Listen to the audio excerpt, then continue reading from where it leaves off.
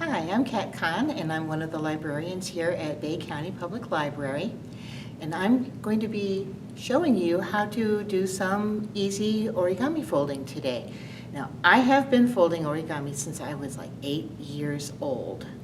And I started with origami paper, and when we moved back from Japan to the United States, I actually started using notebook paper from school and was making origami during my spare time after I finished all my assignments.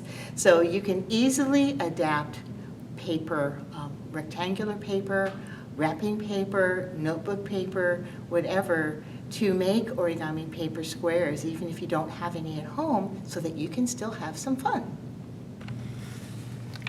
Okay, like I said, you can use any kind of paper. I happen to have an old flyer here. It has some color on it, so it can make a pretty design if you want to use it. What you're going to do is take your rectangular paper and you're going to fold the top edge of the paper over along the long end of the paper as neatly as possible. You want to make your edges and your corners meet and make a good crease like this. And then you want to get rid of this part right here. So you're going to very, very carefully fold it up as close to your folded part there and make a crease. Now at this point you could get a pair of scissors and you can cut that off right there. Now I will tell you that when I was in school I didn't always have access to scissors at my desk, so with straight edges you can actually fold the paper over and over, back and forth until you make your crease like this. You just keep folding it. I use my fingernails several times, and it sort of weakens the paper along that crease, and then you can very carefully just tear that off like so. So to make square paper, you don't even need scissors necessarily. You want to make sure that you've got paper that will be thin enough for you to work with and be strong enough to hold a crease without tearing. So regular notebook paper like this, copy paper, even thin catalog pages will work well to hold creases and be able to fold. You don't want anything too thick because then it'll be too stiff and hard for you to make a fold. Now for the designs we're going to do, we're going to start with the house. And then we're going to progress from the house to the piano. And then from the piano, we will go to the fox puppet. It's a little hand puppet. You can stick your fingers in and make the mouth move. This is a little bit big, so that's why it's a little bit harder. If you use like 6.5 or 6-inch paper square, usually your hands will fit right in and you'll be able to make your fox mouth move.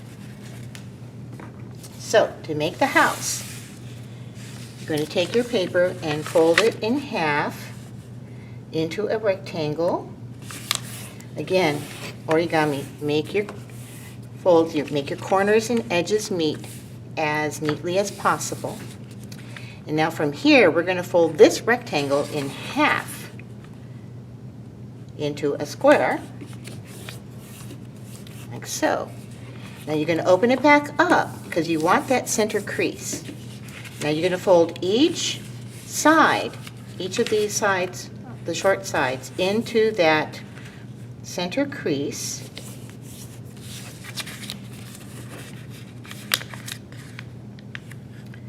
Like that.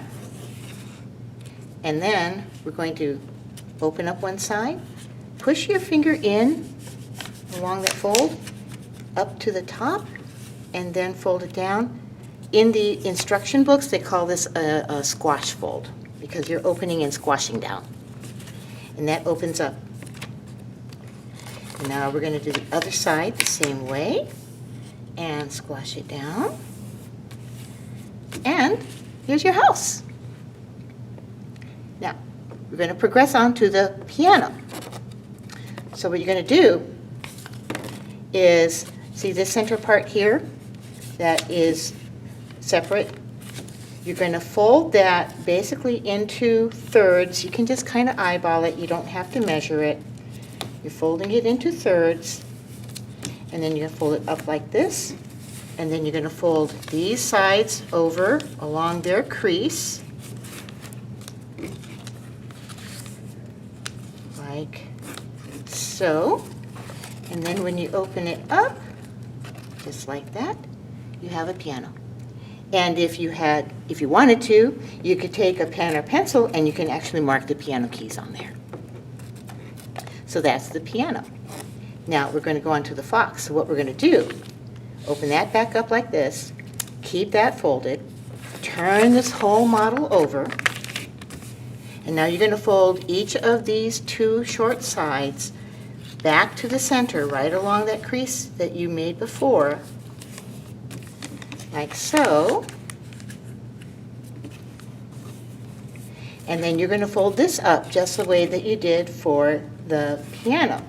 So roughly in thirds. And then you fold it up. So now it actually looks like a little pocket thing. And you can actually keep it like this just to hold little things like that. But what we're going to do is stick your fingers in. See if you can find it. There you go. Stick your fingers in towards each point, and then along that center crease, push in. You might have to work it a little bit because this paper is a little thicker than origami paper, but just kind of work it along the crease until you get that mouth open. And there you have your little fox puppet. And if you wanted to, you could draw your little eyes and nose and so forth on there. And there you go. You made 3 different models out of the same sheet of paper.